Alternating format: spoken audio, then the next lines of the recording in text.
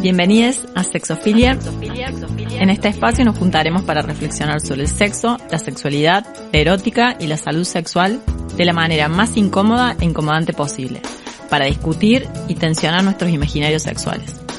Yo soy Silvia Aguirre, soy psicóloga, sexóloga y una mujer heterosis apóstata. Emma Song, feminista prosexo, activista de la disidencia sexual.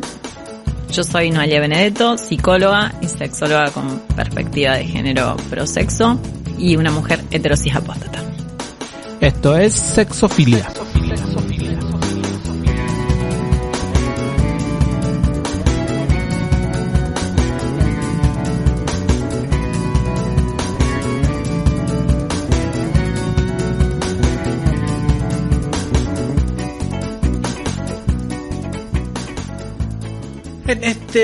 Hola a todos, ya ni saludaba.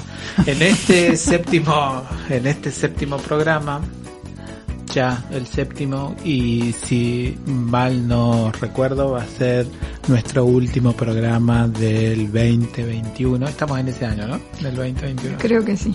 Bien. Vamos a charlar en torno a, y literalmente lo vamos a hacer, en torno a lo que hemos llamado prácticas y saberes sexuales. Ahora, lo primero que a mí me gustaría decir, ella siempre tenía algo para decir, lo que me gustaría decir es que, ¿por qué hay prácticas? Digo, a mí siempre me llama la atención que tengamos tanta predisposición a clasificar las actividades. Digo, porque decimos prácticas sexuales y no estamos pensando en algún imaginario, o por lo menos yo me imagino lo siguiente: cuando digo prácticas sexuales, para que se entienda dónde voy, sí, me imagino una en particular, si bien sé que hay muchas prácticas sexuales, y vieron que jamás describimos la práctica sexual en la que estamos pensando. No sé, a mí me pasa eso muchas veces cuando hablo de esta cosa. Quiero saber si vos estás proponiendo que lo hagamos. No lo sé. Tampoco quisiera desbarrancar un poquito, pero siendo el último del 2021, claro, es casi como vendría bien. Claro, es casi como brindar. Pero sí, digo, hay prácticas sexuales. Ahora, las prácticas sexuales necesitan no solamente eso que se dice muy muy sonsamente, practicar para que una obtenga algún placer sexual de eso, digamos. Digo, no solamente eso, sino también necesita una medianamente habitar la práctica para ver si le gusta primero o no. Y después encima tiene que tener un saber en torno a la práctica para conectarse. Sí, las prácticas me parece que en general las vemos primero, las sacamos de algún lado. Ajá. Las aprendimos de algún lado. Las aprendimos de algún lado. Me parece como menos probable que ocurra algo absolutamente impensado sin buscarlo. No digo que no ocurra. Uh-huh. ¿Sí? Porque, por ejemplo, el clásico del bidet. Sí. ¿Cuál sería el clásico del bidet? ¿Cómo? ¿Perdón? No. Había un uso clásico del bidet que clásico, no es tan clásico. No. ¿Qué sería el clásico del bidet? Esto de que te sorprende que con el chorro del bidet tenés un orgasmo y que no estabas pensando en eso. Uh-huh. ¿No? Ajá. Y que es algo reportado por muchas personas, digo, y no fueron a buscarlo. Bien. No fueron a buscarlo, sin embargo lo encontraron. Y se volvió una práctica. Y luego se puede volver una práctica. Sí. Ahí va. Digo, en general lo que nos ocurre es que esas prácticas de algún lado nos llegaron, constituyen un guión sexual que lo tenemos predeterminado en muchos casos, que por ahí se va como actualizando de acuerdo a las diferentes personas con las cuales nos vamos vinculando sexualmente, pero creo que por lo menos en esta época hay mucho, por el acceso a cualquier medio de comunicación, ¿no es cierto? A cualquier video, como que eso está ya totalmente estructurado y pautado, y que vamos en búsqueda de la repetición de algo que ya tenemos de alguna manera organizado mentalmente. Digo que es poco lo que queda, me da la impresión, para esa sorpresa que se sale del guión que no es buscado. ¿No? Entiendo. ¿Sí? No sé si están de acuerdo. A mí me resulta, por ejemplo, como esto que vos, como algunos repertorios un tanto, por ejemplo, como ominosos, que si no estuviesen producidos en algún tipo, con algún tipo de literalidad que a lo mejor encuentro en alguna lectura o en alguna cuestión audiovisual, probablemente mi cabeza no llegaría a esos lugares. Digamos, hay prácticas que se configuran porque hay algo que que las saca de cierta opacidad, ¿no? Quizás que obviamente que son mínimas en cuanto a lo cuantitativo, ¿no? Digo, hay muchas cosas que ya están dichas, vistas, hechas, pero creo que hay algo, sí, de inclusive esto, de pensar las corporalidades y las posibles prácticas que pueden darse con esas corporalidades, que a veces no son lejanas, inclusive, ¿no?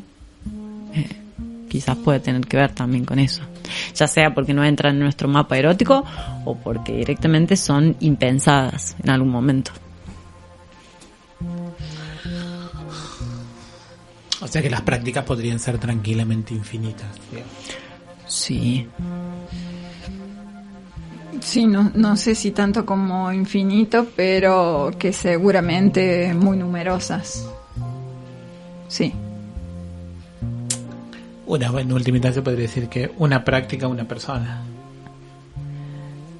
Una práctica, una persona, sí.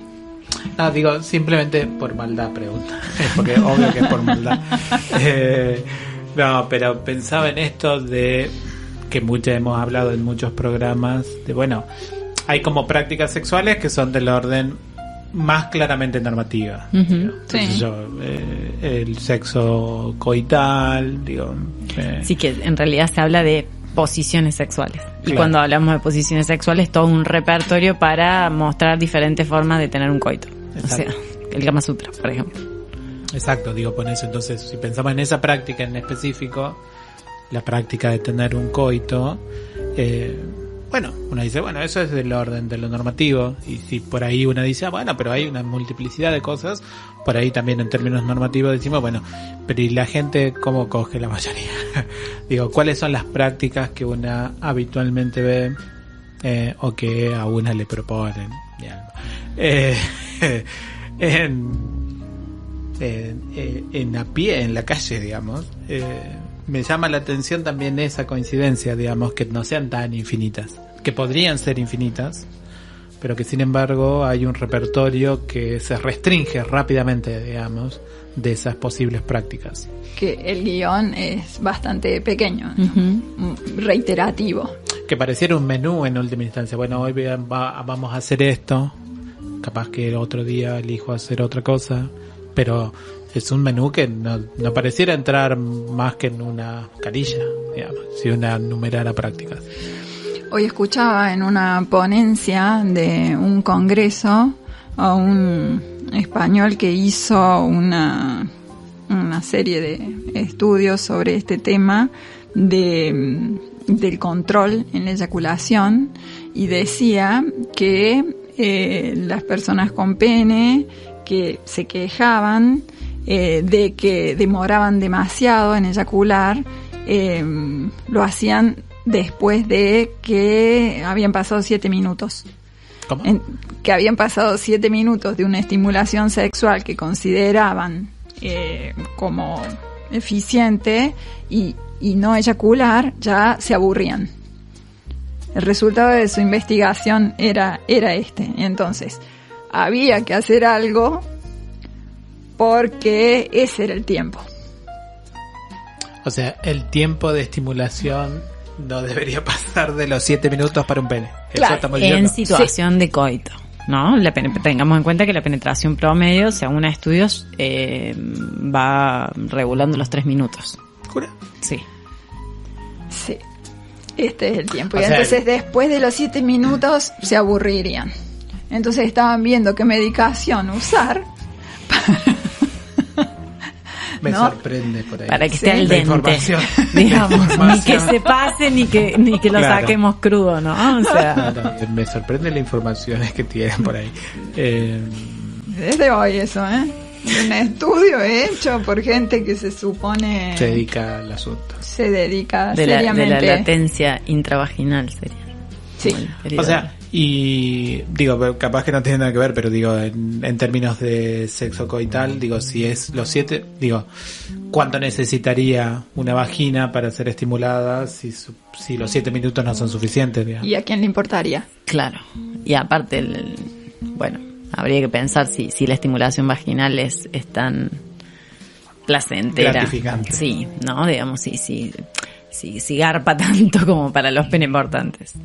Sí, igual también me llama la atención ese tipo de estudios porque que me parece que hay un sesgo, por lo menos heterosexista, porque ha existido, existe hoy un montón de prácticas, no solo dentro de la comunidad gay homosexual, sino también dentro de la comunidad BSM, donde la idea es mantener una erección por más de 30 minutos, por ejemplo. ¿En situación de coito? En situación penetrativa, digamos, donde es esa digo, y no siempre, lo voy a decir con delicadeza, lo voy a decir con mucha delicadeza. A ver. ver. Y Quiero no escuchar no los 30 minutos bombeando, pero a full, digamos, pero sí moviendo, digamos. Porque yo pienso en las paredes vaginales y de los esfínteres anales de 30 minutos. Bueno, O sea, es un montón. que sí, es eso. Es esa digo, ahí existen, digo, son prácticas muy, digamos, que se hacen porque esa es la idea, digamos. Digo, me llama la atención también, digo, y no es porque los 30 minutos la gente está allá, digamos, pero implica por lo menos de los 30, suponete que allá estén 12, 13, es un mundo, digamos.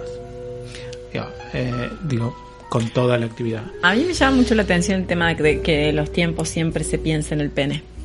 O sea, esto, ¿no? Digamos, sí. ¿por qué no hay algún tipo de marca en relación al tiempo de una vivencia orgásmica de una persona con vulva o al tiempo de paredes vaginales o de esfínteres anales en una situación de una práctica, digamos, de cuánto se la banca o cuánto tiempo puede estar en meseta, porque básicamente de lo que hablamos es eso, digamos, de cuánto tiempo puede estar en meseta un pene. Ya el tema de los tiempos es como, ¿no? Una métrica un tanto compleja para pensar las prácticas, que en realidad no son las prácticas, es la práctica. Claro, es una práctica en particular, digamos, que parece que es el modelo de práctica sexual, digo, pensando en otros programas donde pensábamos en modelos El coitocentrismo. claro, parece que el modelo de la práctica sexual es el coito. Pero bueno, también es eso de poder pensar, bueno, ¿qué otras prácticas están habilitadas? Ya. Digo, no sé si llegamos a completar los dedos de la mano si hiciéramos una lista. ¿De Sí. prácticas sexuales? Bueno, no, nosotras que andamos de glosario en glosario no tendríamos ningún problema. No, lo digo en el sentido normativo, en el sentido de que la gente no se ponga incómoda, en el sentido de que, ¿y esto? ¿Qué onda? Digo, Y sí, ahí es más acotada la cuestión. porque está el coito, lo oral, Anal, autoestimulación, Yo tenía una amiga ¿verdad? que No, yo lo que quiera. miedación. Bien, hablemos de tu amiga. no, porque estamos hablando de las prácticas. Claro. Entonces, ella tenía reiterados encuentros sexuales con diferentes personas. Y esa era como su modo, ¿no? No tenía una sola relación, por lo menos en ese periodo de su vida, sino que eran muchas. Y entonces ella decía, estuve con tal Y su estilo es el clásico. Entonces cuando uno decía, ¿cuál es el clásico? Como y un ella, estilo de natación. Claro. Bueno, de mariposa. Y ella decía esto, son 3 besitos en el cuello, luego pasan a unos besos en los senos, sexo oral y penetración. Y estas eran las prácticas. Tenía protocolizado Sí, los sí, guiones sí. sexuales. Sí, Wow. sí. Estas eran las prácticas reiterativas que ella consideraba como lo clásico. Ajá.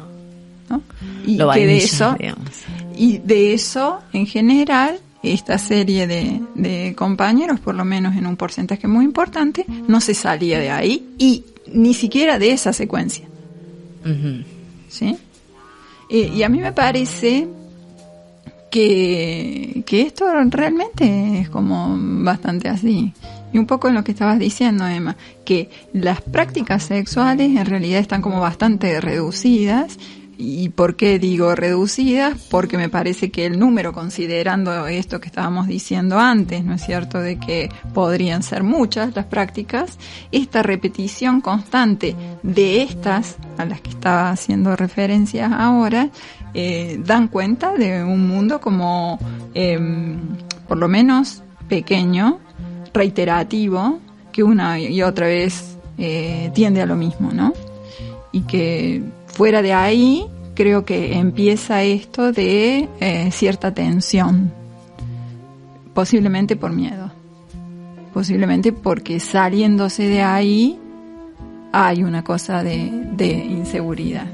Miedo o marca moral también, porque así como hay una linealidad acotada de ciertas prácticas, también hay una jerarquización en relación al nivel de confianza o la lectura que pueden hacer de mí si yo propongo determinada práctica en determinado momento del vínculo. Sí, también. Esto de, la primera vez nomás hicimos esto, ¿no? Digamos, hay una lectura moral en eso, ¿no? Digamos, hay una corrección moral. De decir, bueno, hay cosas que se dan antes que otras.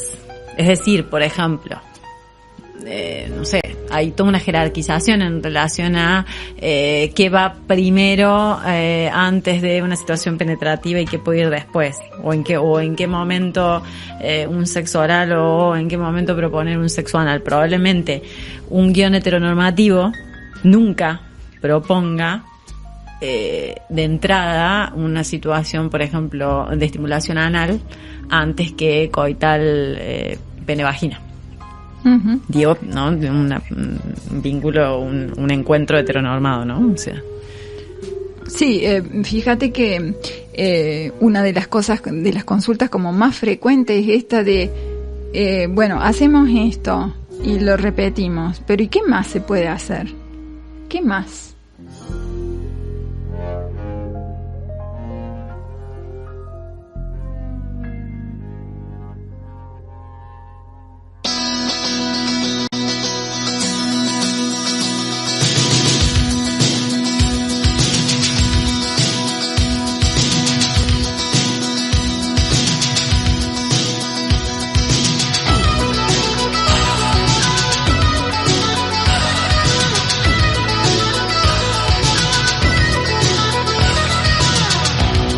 Ser tu mayordomo y vos harás el rol de señora bien, o puedo ser tu violador. La imaginación esta noche todo lo puede. Te llevaré hasta el extremo, te llevaré. Abrázame, este es el juego de seducción. Estamos solos en la selva, nadie puede venir a rescatarnos. Estoy muriéndome de sed y es tu propia piel la que me hace sentir este infierno.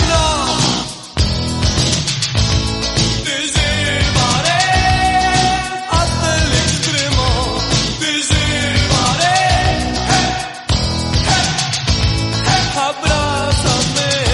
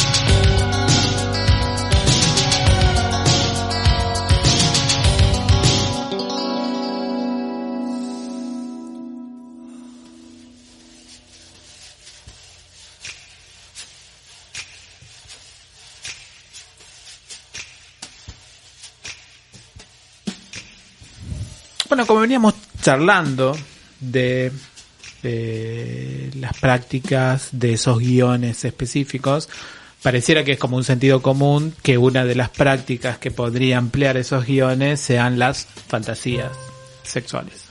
Ahora, ¿vieron eso que dicen que las fantasías es mejor dejarlas en la fantasía? Digo, pensando en el temor que suscita muchas veces precisamente y en la primera cita, y no querés que te ate y te chirlee, digamos, o sea, no será mucho. Claro, che, no, ojo, hermoso. Me parece que no. Digo, pensar esto de la fantasía en torno a la práctica sexual, si la fantasía realmente mueve el ámbito de las prácticas más guionadas o más estandarizadas.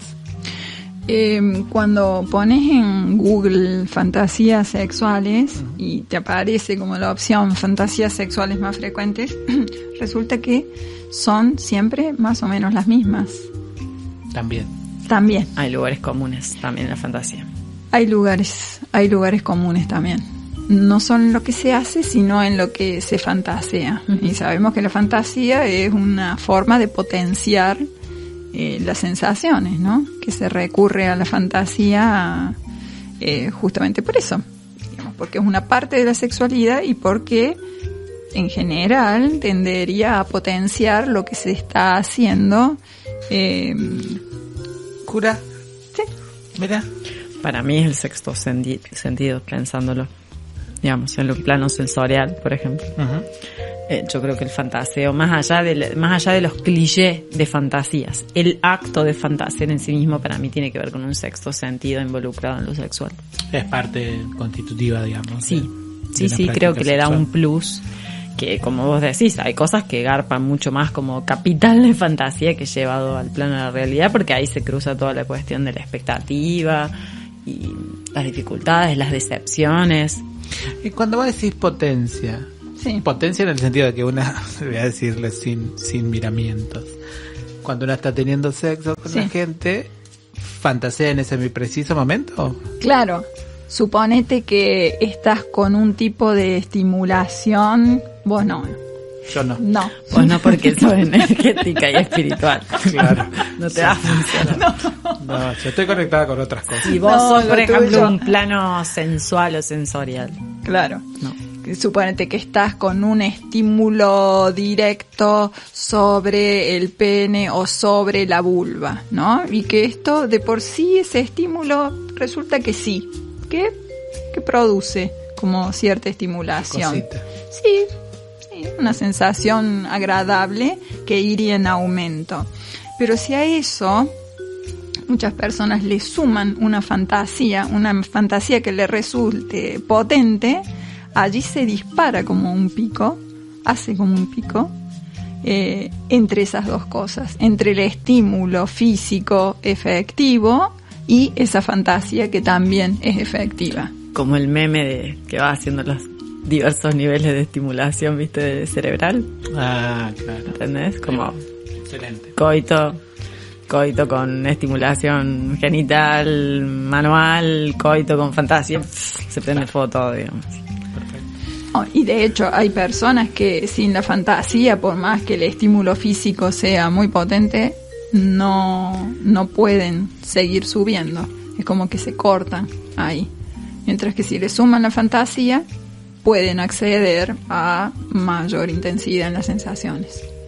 Los otros días un sexólogo renombrado del país decía que mucha del país, gente Argentina, claro, para la gente que nos está escuchando en el exterior, que nos sitúe, decía esto de que muchas veces las personas sienten cierta frustración al llevar a cabo al plano de la realidad una fantasía compartida, porque claramente que la fantasía parte de una persona, porque dice que plasmar una fantasía tiene que ver con el orden de la genialidad y que la mayoría no tenemos ese don.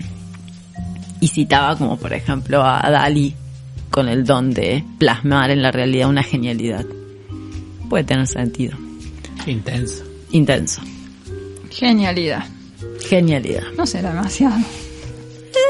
Pero por ejemplo, una podría tener la fantasía de, una fantasía común, seguramente es una de las más buscadas pues en Google, Sí. que es tener un trío, ¿no es cierto? Sí, Sí, sí, ¿no? Que es como casi... El cliché. sí. ¿Es una fantasía o una práctica? Digo, y lo pregunto en serio en el sentido, porque bueno, yo puedo estar cogiendo con alguien y fantaseamos en ese momento compartidamente de, uy, si estuviéramos con otra persona. Sí. Es que ahí me parece que está la diferencia entre fantaseo y fantasía. Fantasía para mí son los lugares, guiones comunes, digamos, pensando que tienen cierta distancia con los guiones que yo sostengo, y después ese plus de sexto sentido que yo le agrego a lo que estoy haciendo tiene que ver con el orden del fantaseo. Eso tendrá 1.000.000 de guiones. Puede tener un guión súper básico, puede tener un guión desde más vainilla a más lugar común de fantasía, digamos. Cuando yo digo fantasía son las figuras de trío, de repente, no sé, una orgía, estar en algún lugar público, en una playa, pensar, no sé, en un avión, estas cuestiones así, o con alguien de tez diferente a la mía, ese tipo de cuestiones me parece que tienen que ver con cuando decimos esto, ¿no? Digamos, los más googleados. Después está el acto del fantaseo. Como que habría una diferencia entre práctica concreta y fantasía. Que la fantasía podría pasar en algún momento a ser una práctica, salirse de ese campo de la fantasía y pasar a la acción, podría ser de nuevo puesta en el plano de la fantasía, aunque en algún momento haya pasado a ser práctica. Ahí va, perfecto. O sea que la fantasía nos ayuda en la práctica sexual, nos estimula, es Sí. un sentido, Sí. pero no es una práctica sexual en sí misma. Podría Sí. serlo. Yo podría aislarlo. Qué flexible que es la fantasía. Qué fruta noble que es la fantasía. Qué noble, pero qué noble Y la sí, fantasía. porque, a ver, pensemos en esto, cuando pensamos en deseo sexual, ¿sí? ¿Qué sería que alguien tiene un deseo sexual más arriba o más abajo, digamos? No tan solo pensamos en las prácticas sexuales que concreta de manera compartida, sino que pensamos en registros de pensamientos eróticos, sensuales, situaciones de autoestimulación, momentos de fantaseo en sí mismo. O sea, yo puedo empezar a fantasear con cuestiones eróticas y no necesariamente ir a autoestimularme o a hacer algo compartido con eso. Claro.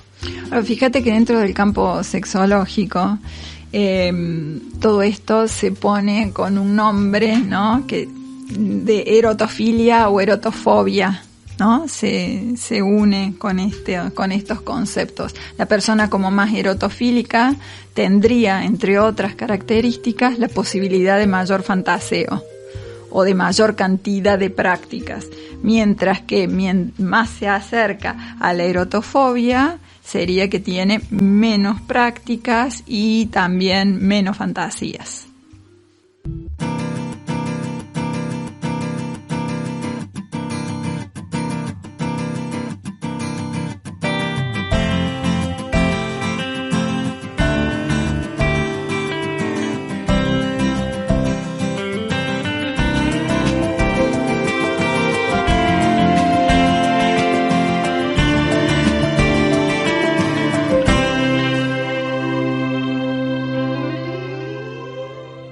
Sin piedad dejas atrás un séquito de vana idolatría. Sos tan espectacular que no podés ser mía nada más. Tenés que ser tú. La piel, los labios donde rosa la bambula serán mi prado, mi vergel. Ya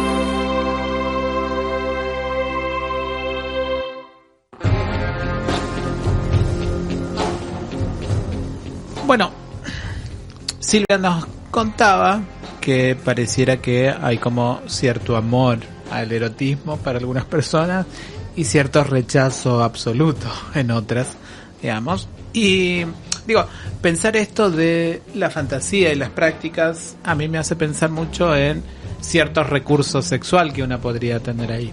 Digo, pensarlas como recursos, ¿ya? Recursos para el placer sexual, digo. Sí. Y a mí me costaba mucho, voy a contar cosas personales. Era como... Total, desde el último Claro, programa. contarle ya, vaya a saber si nos renuevan el contrato.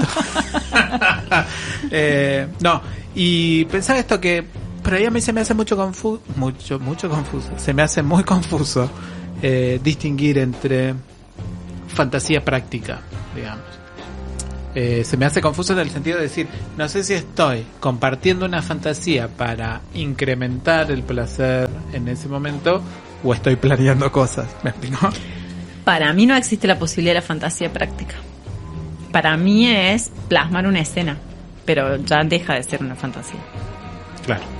O sea, listo. Pero se vos- rompe el hechizo. Pero vos estás hablando de compartir una fantasía. Y la fantasía puede ser absolutamente individual. Vos podés estar con alguien teniendo... Es que no sé si se puede compartir una fantasía. ¿Cómo que no? Pero estás diciendo que sí. No. Eso me parece que es lo mismo al tema de los sueños, que en el momento en que yo los empiezo a verbalizar ya hice una deformación en eso. Pero el roleplay, por ejemplo. Es una escena. Es plasmar ¿Cuál es? una escena. Claro, pero de acá te voy a...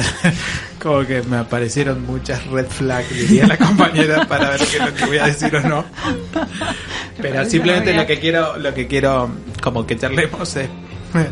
Digo, hay cierto roleplay que implica que necesariamente ninguna de las personas están o podrían estar en esos lugares que se inscriben en la escena, digamos, y que la articulación de la fantasía es lo que hace posible que la escena exista.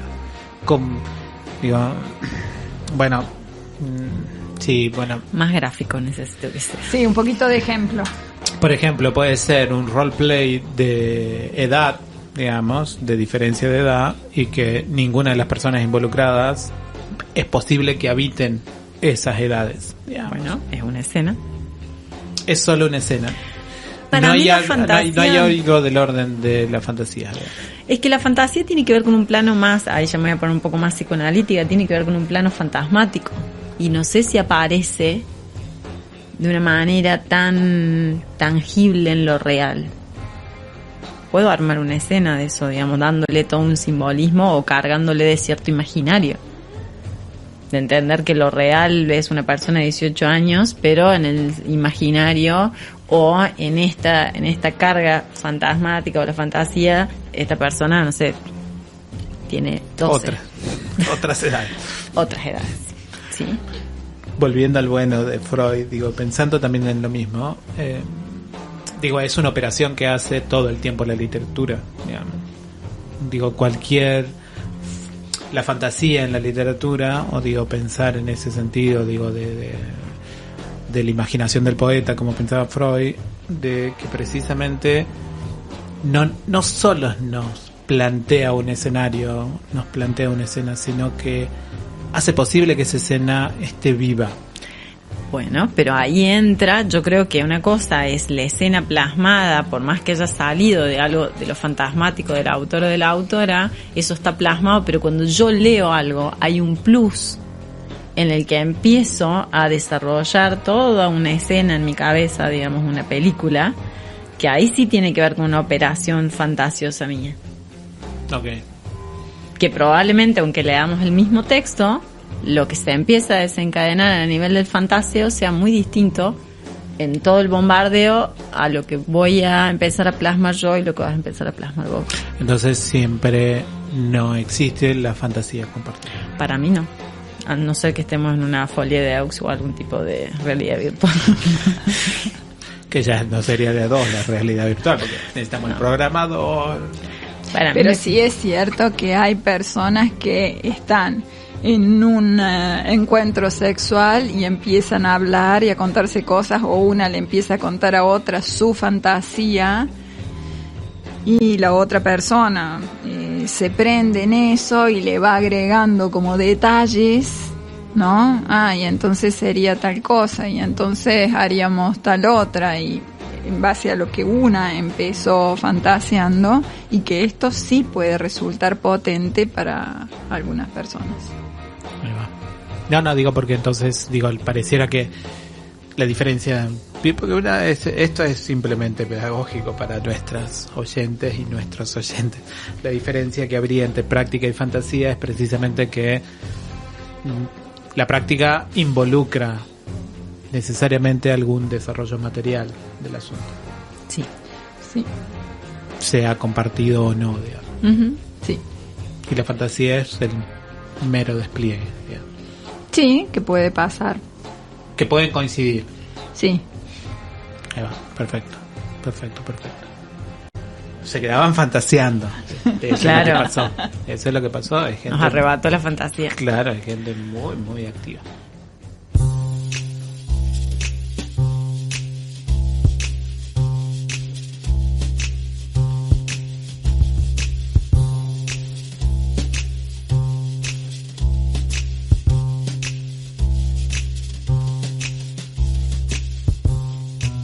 Bien, en nuestra columna de todos nuestros queridísimos programas, hoy nos toca una, por lo menos, controversial, vamos a decirlo así, intensa también, que es ball busting.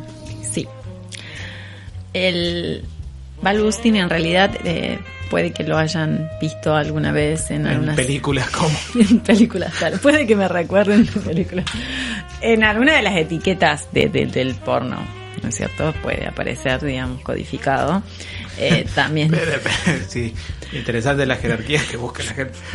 Bueno, hay público para todo. Sí. En japonés se habla de tamakeri.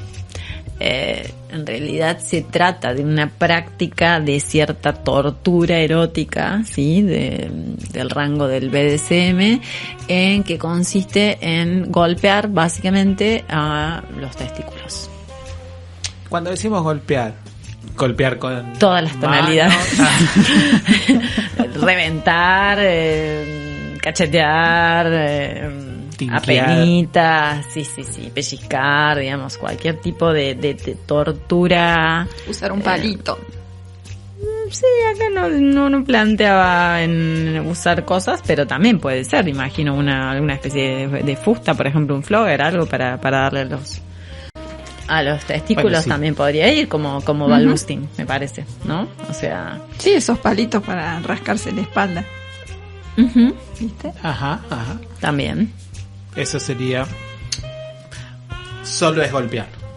Sí, solo golpear. Después hay otra que implica ponerlos dentro de la boca. Esa es otra práctica. No queríamos saber. Que era el chiabagging, creo que se llama. Sí, esa es. Esto es solamente golpear con diferentes niveles de intensidad, ya sea con las manos o con algún objeto.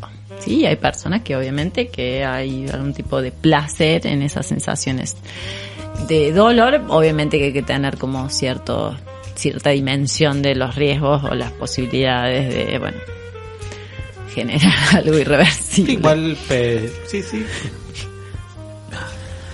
Estoy pensando qué palabra decir al aire. Pensando en una amiga. Claro, pensando en gente que yo no conozco, pero que me han contado experiencias. Y es recomendable, vamos a decirlo así.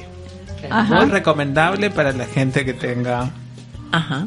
que venga Que equipada. sea testículo portante. Testículo portante. Es muy recomendable. Diría incluso hasta práctico.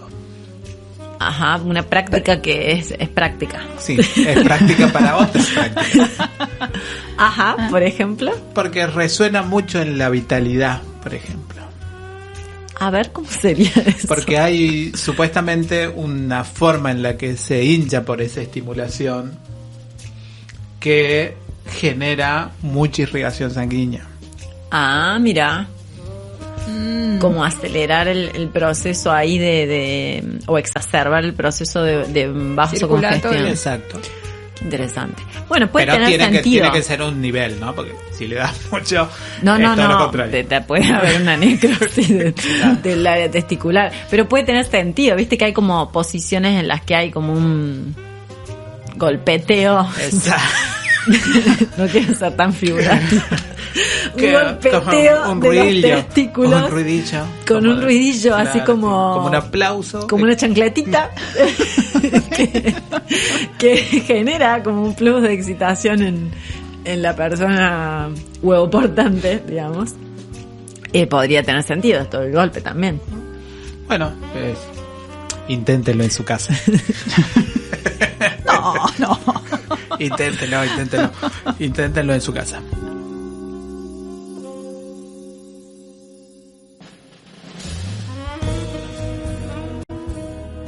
Hemos llegado al final del 7º y último programa del año 2021. Como siempre, lo bueno dura poco. Éxitos.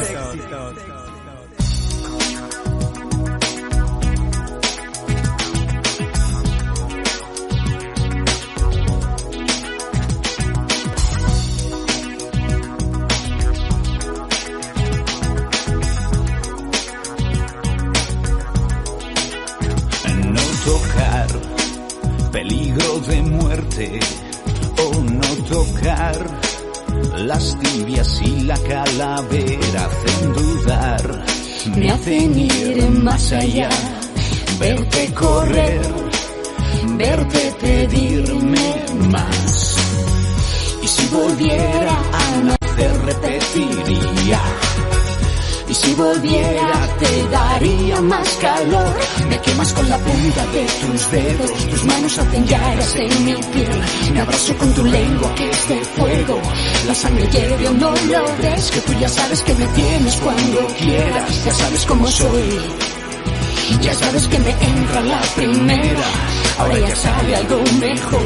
Y qué calor, me gusta tu infierno. Oh, qué calor. Echa más leña al fuego que es abrasador. Y ahora está dentro de mí.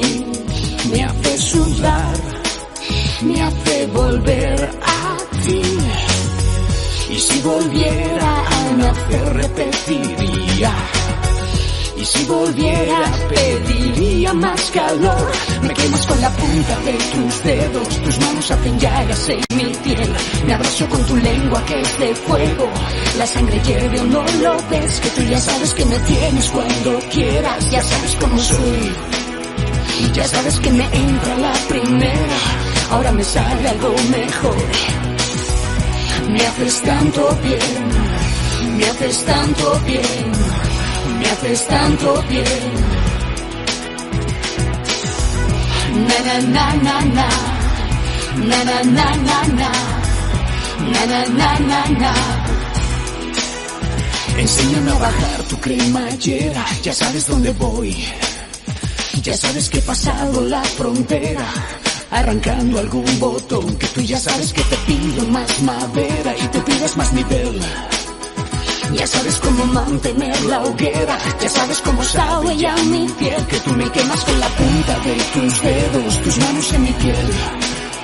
Me quemas con tu lengua que es de fuego, la sangre hierve, no lo ves, que tú ya sabes que me tienes cuando quieras, ya sabes cómo soy, ya sabes que me entra la primera, ahora me sale algo mejor. Me haces tanto bien, me haces tanto bien, me haces tanto bien, me haces tanto bien, me haces tanto bien, me haces tanto bien. Na na na na na, na na na na na, na na na na na, na na na na na. Na na na na na, na na na na na, na na na na na, na na na na na, na na na na na. Na na na na na, na na na.